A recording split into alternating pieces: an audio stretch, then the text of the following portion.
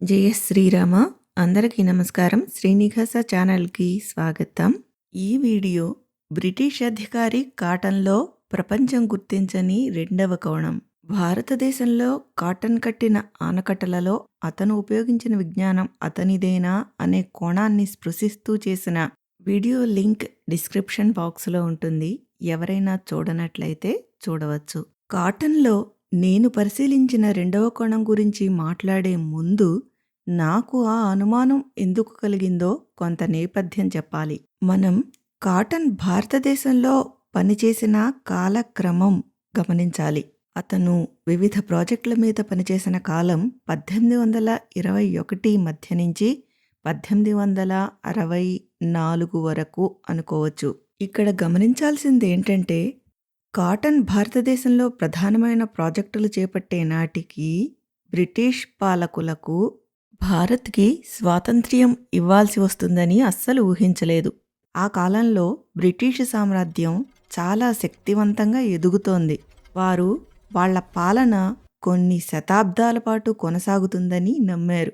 ఇంకా చెప్పాలంటే ధవళేశ్వరం ప్రాజెక్టు కట్టిన తరువాత, అంటే 1852 తర్వాత 5 సంవత్సరాల తరువాత గాని సిపాయి తిరుగుబాటు కూడా జరగలేదు.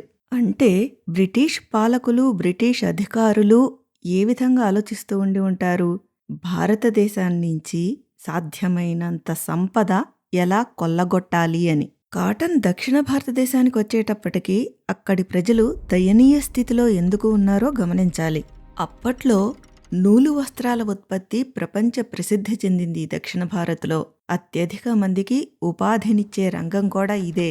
ఈ వ్యవస్థని బ్రిటిష్ వాణిజ్య విధానాలు పూర్తిగా సర్వనాశనం చేశాయి. కేవలం ముడిసరుకు మాత్రం తక్కువ ధరకే బ్రిటన్కి తరలించి ఇక్కడ నుంచి ఉత్పత్తి అయిన వస్త్రాలని అక్కడ వాడకూడదని బ్రిటన్లో లా చేసి, అక్కడ యంత్రాలపై తయారైన వస్త్రాలని తీసుకొచ్చి చౌకగా ఇక్కడ భారత్లో మార్కెట్లని ముంచెత్తి చేనేత రంగాన్ని కుప్పకూల్చారు. ఫలితంగా చేనేత కార్మికులు ఉపాధి కోల్పోయి కేవలం వ్యవసాయంపైనే ఆధారపడి ఆర్థికంగా చితికిపోయారు. దీనికి తోడు బ్రిటిష్ పాలకులు కేవలం లాభాపేక్షతో మాత్రమే పనిచేస్తూ ప్రజలని పన్ను కట్టమని ఒత్తిడి చేసేవారు.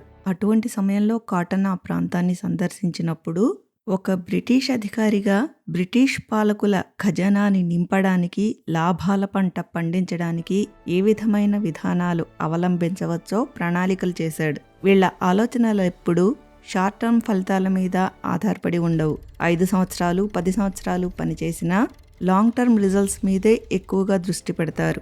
ఈ విషయం నేను ఇక్కడ ఎందుకు చెప్పానంటే, కాటన్ పనిచేసిన ఆ సమయంలో ప్రజల నుంచి తిరుగుబాటు వస్తుందని కానీ, భారతదేశానికి స్వతంత్రం ఇవ్వవలసి వస్తుందని కానీ వాళ్ళు ఊహించలేదు. కొన్ని శతాబ్దాల పాటు వాళ్లే పాలకులుగా ఉంటారు అని ఊహించారు. అయితే బ్రిటిష్ పాలకులు ఎక్కువగా నిధులని రైల్వే నిర్మాణానికి, రోడ్ల నిర్మాణానికి ఇచ్చేవారు తప్ప ఇతర ప్రాజెక్టుల మీద ఖర్చు చేసేవారు కాదు. కానీ కాటన్ యొక్క నైపుణ్యము జల సంబంధమైనది కాబట్టి అతని కంటికి చక్కటి సారవంతమైన భూములు, అద్భుతమైన నదులు, అతి చౌకగా లభించే కూలీలు, ప్రాజెక్టులకు కావలసిన ముడిసరుకు కనిపించాయి. అతి తక్కువ ఖర్చుతో, కొన్ని సంవత్సరాల శ్రమతో ఆ తర్వాత బ్రిటిష్ పాలకుల ఖజానాని ధనంతో ఎలా నింపవచ్చో ఆయన పక్కాగా ప్రణాళికలు, లెక్కలు వేసి బ్రిటిష్ పాలకులను ఒప్పించి వివిధ ప్రాజెక్టుల నిర్మాణం చేపట్టాడు. ఆయన కుమార్తె రాసిన ఆ పుస్తకాన్ని నిశితంగా గమనిస్తే ఎక్కువగా అతి తక్కువ మొత్తంతో అత్యధిక లాభాలు ఎలా గడించవచ్చో ఆయన వేసిన లెక్కలే కనిపిస్తాయి ఎక్కువగా. అయితే అంతా బానే ఉంది కదా, ఇందులో అంత అనుమానించాల్సిన విషయం ఏముంది అన్నప్పుడు, ఆయన చూసిన సారవంతమైన భూములు, అద్భుతమైన నదులు, అతి చౌకగా లభించే కూలీలు, విచ్చలవిడిగా దొరికే ముడిసరుకు, వీటిని గమనించినప్పుడు ఏమిటా ముడిసరుకు దగ్గర ప్రశ్న మొదలవుతుంది. ఆనకట్టలు కట్టడానికి సరిపడా అంత ముడిసరుకు ఆయనకి అంత చౌకగా ఎలా లభించింది? ఇందులో వేరే కోణముందా అని ఆలోచిస్తే కాటన్లోని భయంకరమైన ఇంకో కోణం బయటపడుతుంది. దానినే నేను ఇక్కడ కాటన్లో నేను గమనించిన రెండవ కోణంగా విశ్లేషణ చేస్తున్నాను. వీడియో చివరికంటా చూసి మీ అమూల్యమైన అభిప్రాయాలను కామెంట్స్ సెక్షన్లో నాతో తెలపండి. ప్రశ్న ఏంటంటే, కాటన్ వివిధ ఆనకట్టలు కట్టేటప్పుడు, కాలువల నిర్మాణం జరుగుతున్నప్పుడు పురాతన ఆలయాల మీద, కోటల మీద దాడి చేసి ధ్వంసం చేశాడా? సమాధానం ఖచ్చితంగా అవును అనే వస్తుంది. దీనికి ఆధారం ఆయన కుమార్తె రచించిన పుస్తకమే. అందులో ఒకచోట ఒక చిన్న తీగ మాత్రమే దొరికింది. దానిని పట్టుకుని లాగితే డొంక కదిలింది. బ్రిటిష్ పాలకులు, కాటన్ లాంటి వారు ఆనకట్టలు లేదా ఇతర ప్రాజెక్టుల నిర్మాణ సమయంలో కోటలకు, ఆలయాలకు ఉపయోగించిన రాళ్లను ముడిసరుకుగా వాడేవారు. కానీ ఆ విషయాలని రికార్డులలో మాత్రం వివిధ పేర్లతో ఖర్చు తగ్గించే నెపంతో రాసేవారు. విగ్రహాలని, ఆలయ భాగాలని, కోట భాగాలని వాడినప్పుడు వాటికి ఆ పేర్లు కాకుండా కొన్ని సాంకేతిక పదాలను వాడేవారు. ఉదాహరణకి డెబ్రిస్ అని కానీ, రబిష్ అని కానీ, లేదా లోకల్ మెటీరియల్స్ అని కానీ, రిక్లమేషన్ ఆఫ్ స్టోన్ అని కానీ ఇలా వివిధ పేర్లతో రాసేవారు తప్ప ఆలయాలు, కోటలకు సంబంధించిన రాళ్ళు అని మాత్రం రాసేవారు కాదు రికార్డులలో. ఇవన్నీ నువ్వు ఏ ఆధారంతో చెప్తున్నావు? నీ ఊహాజనితమైన మాటలా అని అంటే కాదు, ఖచ్చితంగా సాక్ష్యం చూపిస్తాను. అది కూడా ఆయన కుమార్తె రాసిన ఆ పుస్తకం నుంచే. ఆ పుస్తకంలో ఒకచోట కాటన్ లోయర్ ఆనకట్ట కట్టే సమయంలో ఒక ఆలయపు శిథిలాలు వాడినట్లుగా తెలిపారు. అక్కడ దొరికిన సమాచారం ఏంటంటే నాకు ఆ పుస్తకంలో ఒక విలక్షణమైన పరిస్థితి వల్ల ఖర్చు గణనీయంగా తగ్గిందని దివంగత జనరల్ బెల్ పేర్కొన్నారు. ఎగువ ఆనకట్ట కోసం రాళ్లను నిర్మాణ స్థలానికి సమీపంలోనే తవ్వితీశారు. కానీ దిగువ ఆనకట్టకు చాలా దూరం వరకు అటువంటి వనరులు అందుబాటులో లేవు. దాంతో దానికి అవసరమైన రాళ్లన్నింటినీ ఖచ్చితంగా బ్రాహ్మణుల అనుమతితోనే సమీపంలోని అడవిలో ఉన్న ఎప్పటినుంచో నిరుపయోగంగా పడి ఉన్న ఒక పురాతన ఆలయ ప్రాకారం నుండి సేకరించడం జరిగింది. అది చదివితే నాకు చాలా ఆశ్చర్యం వేసింది. ఖచ్చితంగా బ్రాహ్మణుల అనుమతితో అని రాయటం నాకు అనుమానం రేకెత్తించింది. వీళ్ళు చేసే వెధవ పనులన్నీ వీళ్ళు చేసి ఎప్పుడూ అమాయకులైన బ్రాహ్మణులను దోషులుగా చూపించి వారిని నాశనం చేసి తద్వారా ధర్మహాని చేయడం వీళ్ళకి మొదటి నుంచి అలవాటే కదా. నాకు అక్కడే అనుమానం మొదలైంది. ఆ ముక్క పట్టుకుని అసలేం జరిగింది, ఈ ఆలయం ఏమై ఉంటుంది అని శోధన చేశాను. నాకు ఒక మతిపోయే విషయం తెలిసింది.